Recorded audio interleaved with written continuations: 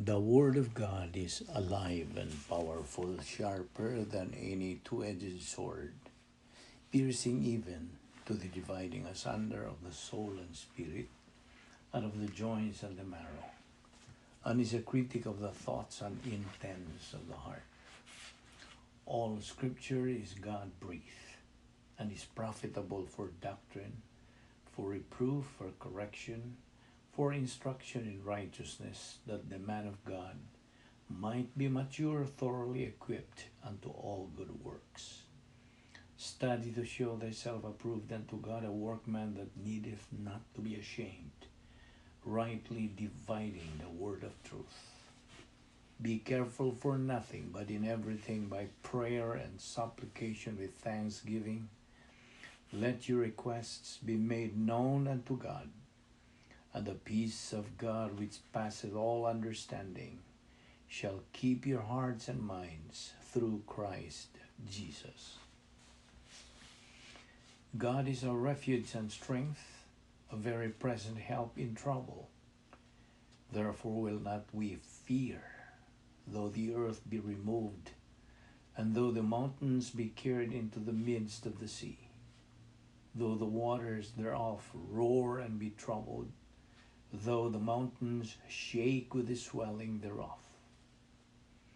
But my God shall supply all your need according to his riches and glory by Christ Jesus. For he shall be as a tree planted by the waters, and that spreadeth out her roots by the river, and shall not see when heat cometh, but her leaf shall be green, and shall not be careful in the year of drought, neither shall cease from yielding fruit. And Jesus answered and said unto her, Martha, Martha, thou art careful and troubled about many things. But one thing is needful, and Mary hath chosen that good part, which shall not be taken away from her. The Lord also will be a refuge for the oppressed, a refuge in times of trouble. And they that know thy name will put their trust in thee. For thou, Lord, hast not forsaken them that seek thee. Thou art my hiding place. Thou shalt preserve me from trouble. Thou shalt compass me about with songs of deliverance. He shall call upon me, and I will answer him.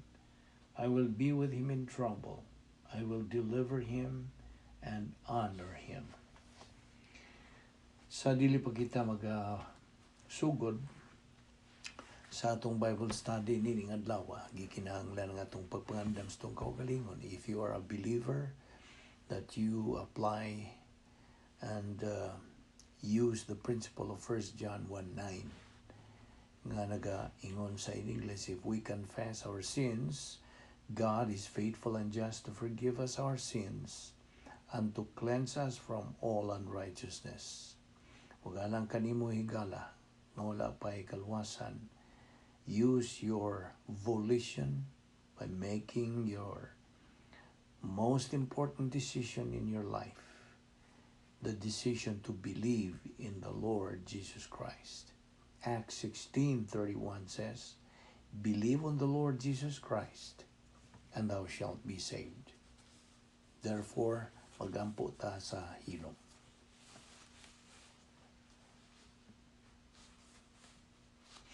Let us pray. Amahan mo nga Diyos, nagapasalamat kami kanimo.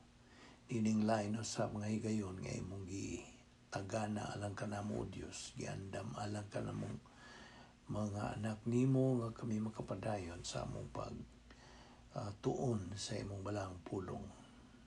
Nagampo kami, O Diyos, nga pinagi sa pagtudlo ka namo sa Espiritu Santo. Kami makakatwan pagdugang kamatuoran. Nini nga mong Bible study through the YouTube ubo sa Balbido Evangelistic Ministry. Salamat sa imong pagdala ka namo dinhi pag-usab. Ngayon mo pa kaming gipabuhi, O Diyos. Kini timailhan nga imong plano sa mong kinabuhi nagalihok pa man o wala pa mahuman busa. Imo pa kaming gilugwayan. nini kayo na ubani kami o Dios hagita kami o tudloy pa kami dugang nimong kamatuoran kining tanan among gipasalamatan sa ngalan ni Ginoong Hesukristo among manluluwas. Amen. Maayong adlaw sa tanan niya sa kita nini atong adlaw-adlaw nga pagtuon sa pulong sa Dios niining Bible study through the YouTube o niya man kita dupot niining atong tun-anan nga naguluhan o the unique spiritual life of believers in Christ. Ang talagsaong espirituhanong kinabuhi sa mga magtotoo ni Ginoong Hesukristo. Okay, now, padayon kita ato nang nasayran nga human kita mo dawat sa kaluwasan, pinagis pagtuo lamang kang Kristo lamang, kita na dugtong na o nahiusan na kang Ginoong Hesukristo hangtod. Kita na matarong na, we have been justified, kita gihatagan na sa kinabuhing dayon, kita silyuhan na sa Espiritu Santo, kita na nga tao na pag-usab, ang atong ngalan tuan na suwat na dito sa Lamb's Book of Life, libro sa kinabuhi nga dayon, o kita nahimo ng mga sakop sa harian ng panimalay sa Dios. Kay kita nakaamgo sa wa pag kita mohimong decisions pag tuo kang Ginoong Hesukristo, pagdawat sa kaluwasan, kita nakaamgo naman human kita makadungog sa maayong balita sa kaluwasan o migamit kita sa atong positibong bahin sa atong kabubuton, our volition, nga nakaamgo kita nga dunay pito ka mga gipadayag nga mga kabubuton sa Dios. Nga una nini ang tanang mga sakop sa kaliwatan sa tao, matao, pag-usab, be born again. Ang gawas niya na human siya ma-born again, then siya gimanduan sa Dios nga magatuon sa pulong niya. Kini raman ang paagi kita makatubo diha sa kanang kahibalo ug sa grasya kang Ginoong Hesukristo. Naman na sa sugo kini sa 1 Corinthians 2 Peter 3:18. 2 Peter 3:18, grow in grace and in the knowledge of our Lord and Savior Jesus Christ. Sumando ka na. So, nakaamgo magita niya na. So kita na matarong na we're sanctified o mando sa Diyos nga kita kinahanglan nga dumalahon sa Espiritu Santo. The Holy Spirit must control our life. And then gawas pa niya na kabubuton sa Diyos nga gipadayag niya nga kita mapasalamaton nga to sa Diyos sa tanan in everything. Niya gawas pa niya na nga buot sa Diyos nga kita magasalig gayod kaniya. Trust in the Lord with all your heart. Niya gawas pa niya na kitang mga magtutuo mo atubang gayod o mga pagantos. Kay kabubuton na sa Dios. Ug duha man ka klaseng pagantos according to the will of God o pagantos nga as an evil doer. So duha ka klaseng pagantos nga atong kapilian. Unya ang ikapito niini nga gipadayag nga kabubuton sa Dios mao nga kita mga magtutugi kinahanglan nga mabungahon. We must be productive. Pinaagi sa pag-unsa tuon sa pulong sa Dios. Padayon sa itong spiritual momentum. Kung nasayod na matagon sa pasabot sa pulong nga momentum. Alang niya itong bago, nga maupay pagkadungog ni ining atong Bible study. Ang momentum, mao kini ang kanang mapaninayunon. Okay? We perpetuate our pagtuon o pagtubo diya sa pulong sa Dios. We have to prioritize it, you see. So mo kini ang bagay nga kita ma-productive, mabungahon. Okay? So, kita gi-presume na kanato nga taon-taon na tanini atong Bible study, daily Bible study, nga nasilsil na gyud unta nato kini mga points of doctrine like the three wills of God for believers, the viewpoint will of God, operational will of God, geographical will of God. Okay? O gikinahanglan sa mga masilsil na ning mga butanga. Kay mo magyud nga itong gamiton adlaw-adlaw. Like the three spiritual skills, spiritual self-esteem, spiritual autonomy, spiritual maturity. Okay? And then, atbangan kini sa arrogant skills. So, natay kapilian. Buot baka magkabot ng spiritual self-esteem, spiritual autonomy, o spiritual maturity. Or, ang tulo ka arrogant skills nga self-justification, self-deception, o self-absorption. You see? Natay kapilian. We have our volition. Gihatag ni sa Diyos alang sa atong paggamit. O kanahanglan sa nga atong masilsil na kining 8 ka momentum test nga atong agian sa atong pagpadayon sa pagtubo sa pulong sa Dios mo atubang na magitag mga momentum tests. Magpasabot nga pag suwayan ba? Pagkasulayan ang atong pagkahugot sa atong pagtuo diha sa kamatuoran. We are going to encounter all these 8 momentum tests to test, testingan yun kung sa kalig-on na yun ang atong pagsalig sa Dios. Nga like ang atong kinaiya magkasasala mo kanang suway ni nato ang mga katawhan, mga tao ba? Atong isig katao, atong mga niya sa atong palibot, atong mga hinigugma, atong mga silingan, atong mga kauban sa trabaho, o people. Niya ay katulo ang atong una-una. Pagkasuwayan po niya atong una-una. Sa may sunod, ang mga sistema ng kalibutan na. Iyahaman ni Satanas ng mga sistema. Niya ikalima ang arrogance complex. Arrogance. Pagka mapahitason. See? O ikaunom ang hatred complex. Yung pag madinumtanon. O niya ang ikapito ang mga katalagman na. Testingan ta. Ang maubot mga katalagman, makasugakod baka kanya na sa pag-atubang, kung wa kay pulong sa Diyos sa mga imong magamit. O na, testingan. O niya, pagkawalo, mo na niyang kinagrabihang pagsuway ka mao ang kauswagan, prosperity.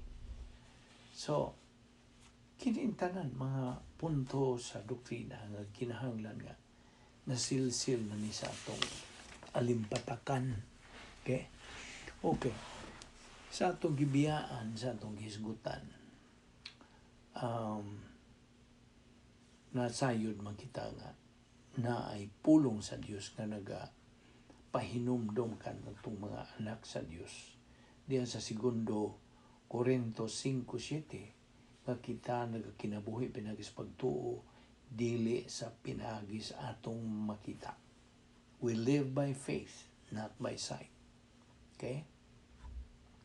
Now, ato mang hibawan itong last time na itong isgutan nga kadtong nahiaguman ni Apostol Pablo nga iyang gihibalag ang atong Ginoo dito sa dalan sa Damascus. He was struck by God by making him blind. Nabuta man to si Apostol Pablo. So it was sight. That is the focus here. Ang iyang pananaw mo i-focus ni. So, atong isilsil na yun ha? That we live by faith, not by sight. 2 Corinthians 5:7. Now, naibaw man ta sa Hebrehanon 11:1, nag-ingon maning bahin sa pagtuo nga, faith is the substance of things hoped for, the conviction of things not seen. Now, kining mga punto din yung mga bersikulo akong ihatag nimo, I hope imo po nang pangsuwat hantod nga imo po nang kanang maghimo po kag some kind of a review aron di na yun na nimo makalimtan. Now, diha sa Colossus 1:12, give thanks to the Father who has qualified us to share in the inheritance of the saints in light, na ay suga o kalamdag o kahayag. And diya sa Salmo 119:5, Psalm 119 verse 105, your word is a lamp unto my feet and a light unto my path. Naghihapon, light. Ito manigit, tuki by the way, kining bahin sa light. Okay? Di ay atong hisgutan bahin ining light. Doktrina sa kadanag, kahayag, suga. Okay? Now, are you ready? Niining mga punto din atong pag-hisgutan. The doctrine of light. Ang Diyos, kahayag. Okay? God is light. Now, diha sa 1 Juan 1:5, 1 John 1:5, kini nagahisgot, this is the message we have heard from Him and declared to you, that God is light. In Him there is no darkness at all. Verse 6, if we claim that we have fellowship with Him and walk in darkness, we lie and do not the truth. Now, ang kahayag nga gihisgutan din are referring to both essence and personalities of the Godhead. Naghisgot kini sa kinaiya sa balaang Trinidad. Okay? What again are God's essence? Ato na sa ning review hon. Unsa itong nag-una nini? Kinaiya sa Dios. Kay bahin man kini sa kanang kahayag. Okay? Kaya ang Dios kahayag man. Okay, ang una yung kinaiya sa Dios mao ang iyang labaw magagahom sa nga tanan. Okay? Ang iyang kabubuton hingpit. Okay? Mao na una. Ikaduha, nga ang Dios hingpit kintanan nga atong sigutan kining napo kanang attributes sa Dios. Puros ni sila hingpit. They are all perfect. So, ang iyang labawng makagahom sa tanan, perfect. Okay? Ano pasabot o perfect kung maghisgot kita pulo nga perfect? Well, sabi ni saya, hingpit. Basta? Naon sa may mong mahulagway sa perfect? Perfect, of course, walay kulang. Way sobra, way kuwang, kay hingpit man. Okay? Perfect.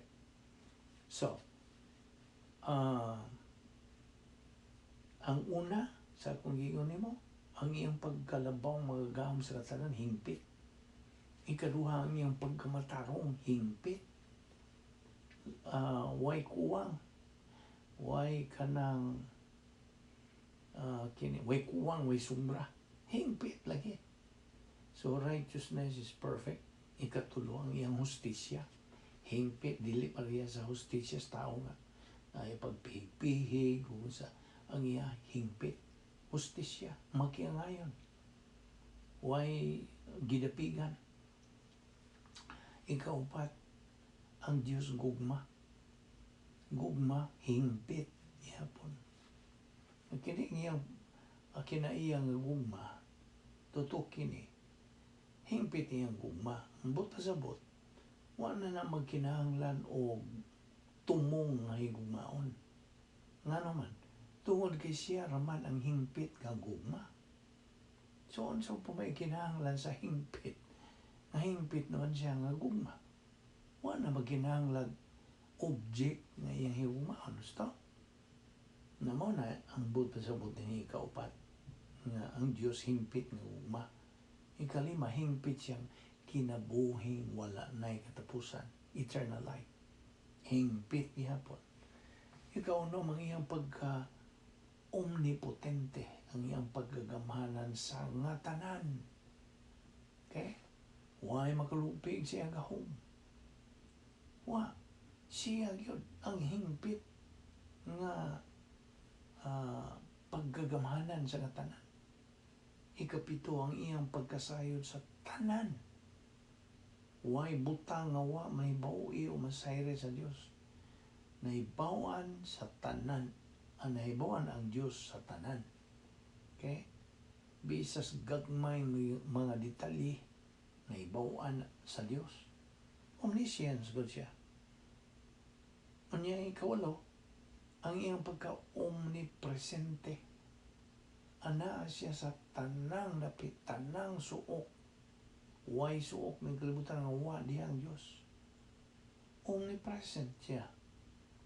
Ikasiya mang iyang pagkawa na'y pagkausap. Maura gihapon siya kaniadto, karon hangtod sa kangturan. Hingpit. Ang ikanapo, ang iyang pagkakamatuuran. Hingpit. Perfect truth. So may bakak, may kuwang, may sobra. Hingpit. So mo ni ang mga kinaiya sa Dios. Gilakbitan lang nato kining napulo ka mga kinaiya sa Dios. So kung mo pagkakaila sa Dios, ila-ilaha siya. Pinagis pagkat-o nimo. Pagsilsil nining napuo ka mga kinaiya sa Dios. Kinsa o unsa ang Dios. Okay. Maunay una, that God is light. Ikaduha, light is necessary for man's existence on this earth. Ang kahayag kanang kinahanglan kaayos tao aron siya mabuhi nining kalibutan. Di mabuhi ang tao kung way suga, way kalamdag, way kahayag. If there is no light, man cannot exist, cannot live. See? Naman na sa Genesis 1:3, Ecclesiastes 11:7, Jeremiah 31:35. Okay, mani kadua. Ang ikatulo, andun ta si katulo. Light is used for the divine guidance of Israel by night. Okay? Ang suga o kahayag gigamit kini alang sa Diyos nung pag-aga o paggiya sa mga katauhan sa Diyos. Mga katauhan, the Jews. Okay? Ang mga Hudiyo. Sa panahon sa gabi, of course, light is used for the divine guidance of Israel by night. Exodus 14:20. Ano ikatulo? Ikaupat. Si Ginoong Jesucristo as the manifest person of the Godhead, siya ba ang makita? Way nakita sa Diyos Kamahan, way nakita sa Espiritu Santo. Si Ginoong Jesucristo rin makita nilang tulo. Tulo kasakop sa Balang Trinidad. So the Lord Jesus Christ as the manifest person of the Godhead is light. Mao kanay paghulagway bahin ni Ginoong Jesucristo. He is light. John 8:12, Unsa gisulti diha sa John 8:12. Then Jesus spoke out again, I am the light of the world. The one who follows me will never walk in darkness, but will have the light of life. On John 8:12. Nasad na makita sa 1 Timothy chapter 6 verse 16. Okay? So mo na ang ikaupat. Anto na si kalima. Light is used to portray Bible doctrine in the soul through the function of gap. Ang grace apparatus for perception. Now, binisayo na to ni ang kahayag, okay, gigamit kini alang sa paghulagway sa pulong sa Dios diha sa kalag sa magtotoo. Pinaagi sa paglihok sa gitawag o aparato o galabiton nga grasya alang sa pagpanabot. Grace apparatus for perception. I hope mudawat ka ng binisayan ako. Okay. Diya sa Salmo 119, versikulo 105. Nagsulti diha ang pulong sa Dios. Your word is a lamp unto my feet and a light unto my path. Ang imong pulong mao'y lamparahan sa akong mga tiil ug ang kahayag sa akong alagyanan. Mato'y binisaya. Ug diha usab sa Salmo 119, 130, nagaingon kini, your instructions are a doorway through which light shines. Oh, by the way, magkisagotagod taniyan itong, balik taniyan itong gap, grace apparatus for perception.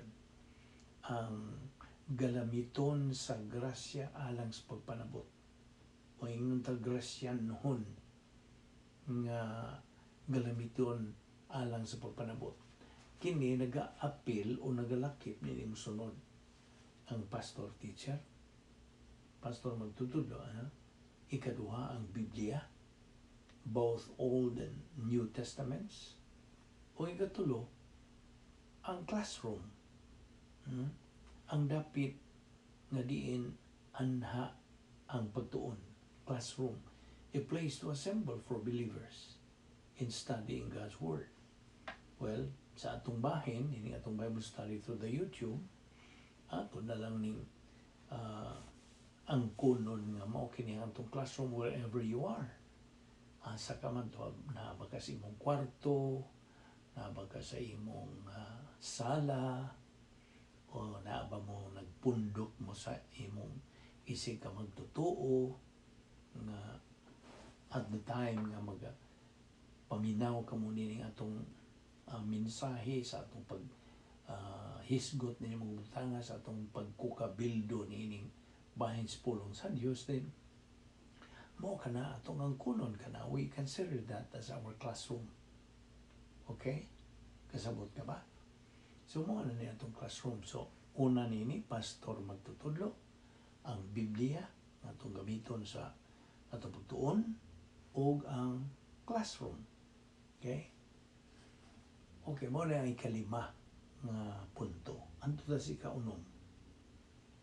Ang edification complex of the soul is constructed from light of Bible doctrine. Kining kanang ingnon talang sa binisayaw, dakbalay sa atong kalag. Dakbalay, kanang mudawat ka din yung binisaya na. Okay? Edification complex of the soul. Dakbalay nga niya sa atong kalag. Matukod lamang kini gikan sa kahayag sa pulong sa Dios. It is constructed from light of Bible doctrine. Na kini sa Salmo 43:3, Salmo 119:130, Efesios 5:8, Primero Juan 2:8, o Roma 13:12. Okay? Mo na ikaw no. Diha sa pulong sa Dios matukod nato kini maong dakbalay sa atong kalag. Okay? Dito sa kapito na punto. The gospel is called light. Ang mayong balita sa kaluwasan gitawag og kahayag. Asa kini makita? Segundo Corinto 4:3 ngantos 4 og Segundo Timoteo 1:10. Okay? Karon adto ta si ka-8. The 8th point of doctrine. Salvation brings the believer from darkness into light, just as the earth was brought out of darkness into light. Now, binisaya, ang kaluwasan magadala sa magtutuo gikan sa kangit-ngit ngadtos kahayag. Maingon nga ang kalibutan dala kini gikan sa kangit-ngit ngadtos kahayag. See? Salvation brings the believer from darkness into light. So karon nga believer ka na, magtutuo ka na, dili na kangit-ngit ang imong kinabuhi o gipuy-an. Kahayag na, kalamdag na. Maingon nga ang yuta gikas kangit-ngit ngadto na kahayag. Okay? Our ministry, kining Balbido Evangelistic Ministry, grasya kini. O ang ingnon ta thrust, ang tumong niini, objective niini, is to shine God's light to positive listeners. Kung ikaw positibo, nangita kas kamatuoran, okay? Mao kini. Kaya ang thrust lagi nini atong Bible study through the YouTube, nining Balbido Evangelistic Ministry, is to shine God's light pag kanang sabwag kahayag. Okay? Mudawat ka ba ng binisaya? Sabwag kalamdag kahayag ngadtos mga tao nagpaminaw nga positibo. Okay? Pagdili kini mo aplikar sa mga negatibo. Dili. O malagi mahimo ang Dios kung negatibo ang usa ka tao. Way gana, way gugma, way panahon, way kadasig, way kaikag. Sa pagtuon sa pulong sa Diyos, so, dili makatudlo ang Diyos sa kamaturan. Yan ang tawana. Kaya negatibo man, sirado naman ang iyang una-una bahin niling atong isgutan. So, dili siya tag-iya sa kahayag o makasud sa maong kahayag. Pabilin siya diha sa kangit-ngit. Kasabot ka. So, kini mo ni ingnon ta kaanggid. Okay? I hope mo na ibisaya sa analogy. Kaanggid. Okay, mo na ikawalo. Anto sa si kasiyang. Light is used to portray doctrine, causing the believer to enter super grace. Okay? Ang kahayag, gigamit kini sa alang sa paghulagway sa pulong sa Diyos, sa kamatuoran, nga mao ni makapasod sa magtutuo ngadto sa pagka-super grace. Naon sa maning super grace? Of course, grasya naman ang dumala sa atong kinabuhi ingon nga mga magtutuo. It's grace, okay? Gikan ito higayon nga itong gidawat ang kaluwasan, gidawat mo ito sa Ginoong Jesucristo. Grasya na ang kanang inunta nagatabon o inunta nagahabol. I don't know if mudawat ka ng binisaya. We are covered by grace. Okay? Sa atong pagtuon sa pulong sa Diyos adlaw-adlaw, sa atong spiritual momentum, na ay panahon lagi nga mukabot kita niya ng spiritual maturity stage. O, iba naman ta sa tulo ka level of spiritual growth: baby believer, adolescent believer, and spiritual maturity. Okay? Spiritual maturity stage. Okay? Mo na super grace. That's the other name for spiritual mature believer. Super grace ang iyang pagkinabuhi. Labaw pa ba sa grasya? Super grace. Apan ang ka Apostol Pablo nga naabot dili lang kay super grace, ultra super grace. May nakabot ni Apostol Pablo na maugyod na ang kanang tumong sa Dios, maugyod na ang iyang kabubuton nga ang tanang mga magtutukon mahimo.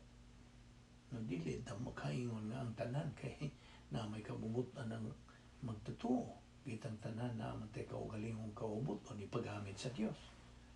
You see? So ang uban kutob na sa baby believer.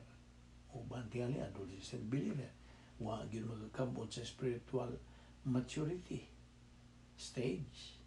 So mo na, it's a matter of choice. See? Ang parang Diyos pahimang no na to unsa pahiluna nining tanan nga kung buot mong magakabot no kana padayon gyud sa imong pagtuon sa puro sa Dios. So muna, ang kubalikon, the 9th point, light is used to portray doctrine, causing the believer to enter super grace. 2 Corinthians 4:6. Muna supporting verse. 2 Corinthians 4:6. Mo ka na yung bahin sa kahayag. Kini nga itong gitunan mo ni kahayag.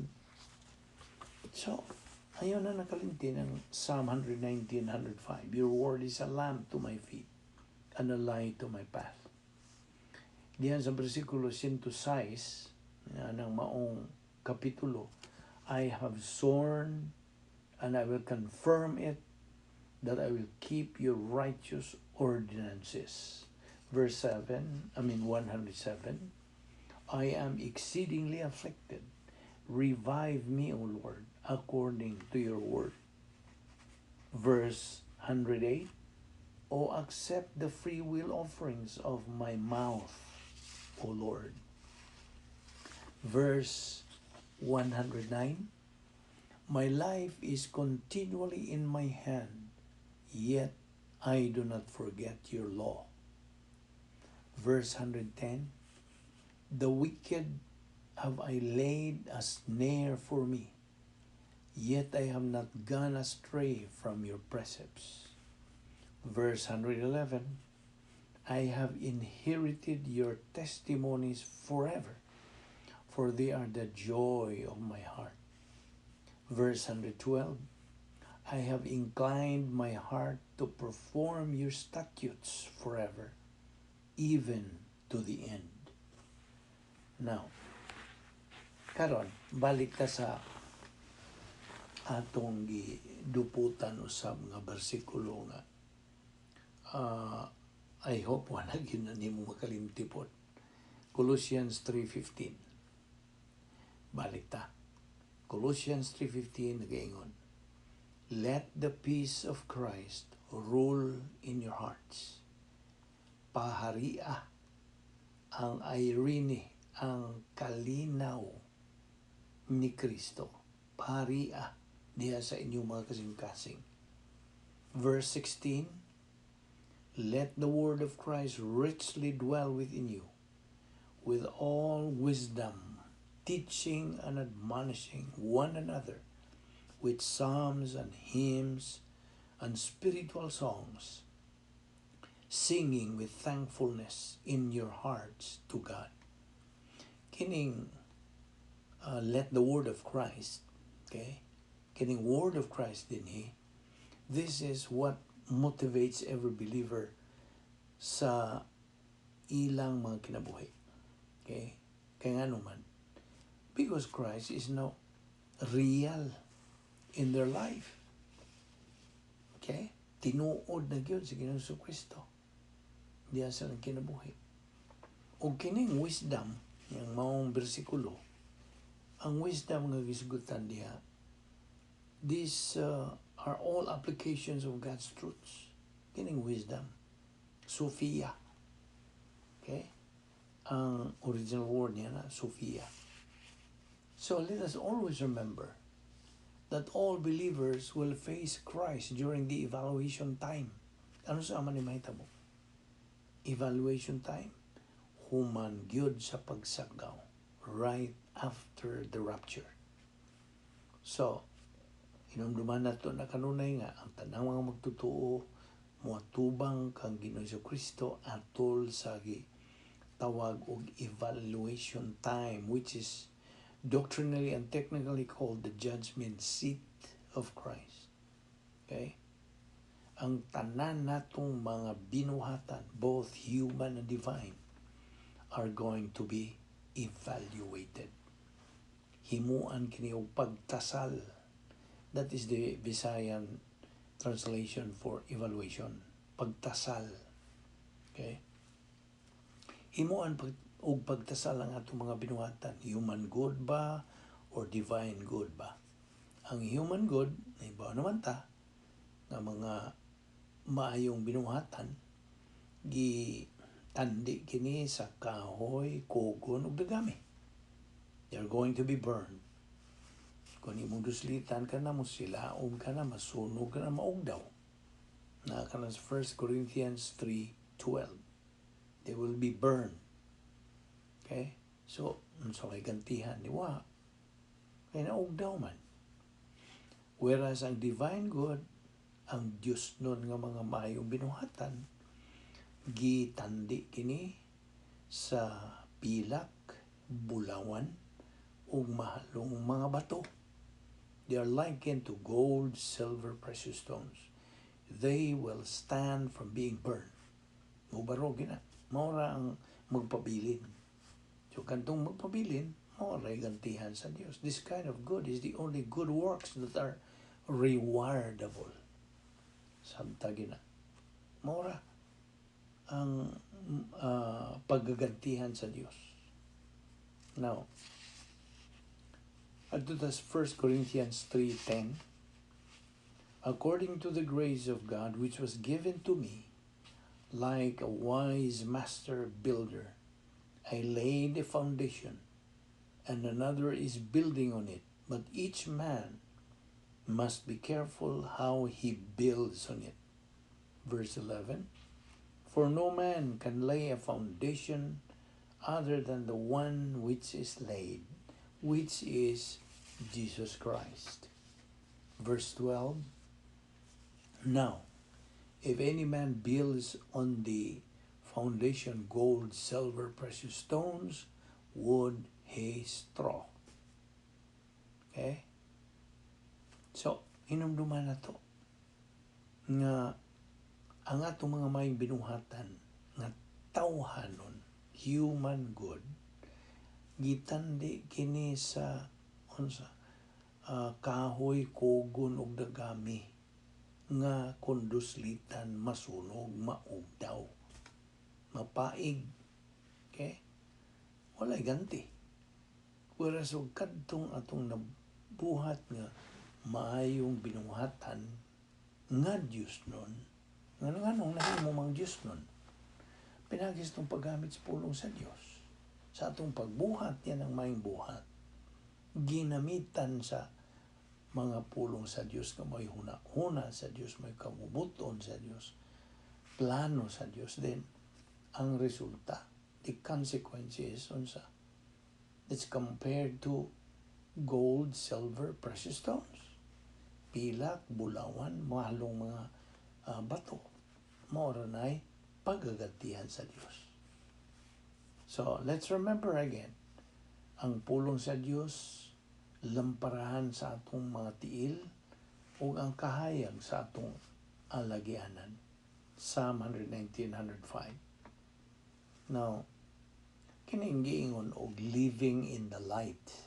Kini nagkahulugan og living our life as unto the Lord. Okay? Mao na ibuti masabot. Kaya ang pulong sa Diyos nahimo ng tinuod yun is now real to our life as Christians. Okay? Tinuod ang pulong sa Diyos. More real than anything you can think of in this world. Now, ato ta sa Proverbs 2, verse 10. Ngadto sa verse 13. Sa verse 10, nag-ingon kini, for wisdom will enter your heart and knowledge will be pleasant to your soul. Verse 11, discretion will guard you, understanding will watch over you. Verse 12, to deliver you from the way of evil, from the man who speaks perverse things. Verse 13, from those who leave the paths of uprightness to walk in the ways of darkness. Akong balikon to verse 13. From those who leave the paths of uprightness to walk in the ways of darkness. Now, kita mga magtutuo, gikinahanglan nga magpasalamaton sa Dios for what God has given us, including salvation, of course. But pasalamat ka ba sa Diyos? Kung ikaw mag-aampo, i-apil man imong pagpasalamat sa kaluwasan nga gihatag niya kanato nga way bayan, iya ka ng gasa.